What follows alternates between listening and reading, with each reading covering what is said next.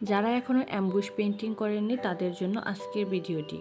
Hello everyone, আমি চৈতি। আজকে আমি আমার এই ব্লাউজটির উপরে অ্যাম্বুশ পেন্টিং করব। এর জন্য আমি নিয়েছি অ্যাম্বুশ 1 চামচ, তারপর নিয়েছি হচ্ছে হোয়াইট কালার, অ্যাক্রিলিক কালার, এরপরে নিয়েছি হচ্ছে মিডিয়া হচ্ছে এনকেআর বাইন্ডারের সংমিশ্রণ। তারপর তিনটাকে ঠিক এইভাবে ভালো করে ব্লেন্ড করে নিয়েছি। এরপর আমি ফ্রেমের অল্টারনেট হিসাবে কাপড়ের নিচে একটা স্টিলের প্লেট দিয়ে ক্লিপ দিয়ে লাগিয়ে নিয়েছি।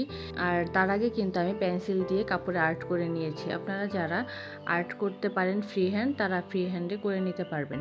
এরপর পুরোটা আমি এরকম হালকা করে পেন্টিং করে নিয়েছি। তারপর যখন পেন্টিং করা হয়ে গিয়েছে তখন আমি অ্যাম্বুশের যে পেস্টটা, এই পেস্টটা কিন্তু মোটা করে এই পেন্টিংয়ের উপর দিয়ে দিতে হবে। আর মোটা না করে দিলে কিন্তু অ্যাম্বুশটা ভালো মতো ফুলবে না। আর দেওয়ার সময় সুন্দর করে ব্লেন্ড করে দিতে হবে। কোথাও উঁচু নিচু থাকলে কিন্তু অ্যাম্বুশটা ফোলার পর এরকম উঁচু নিচুই হবে।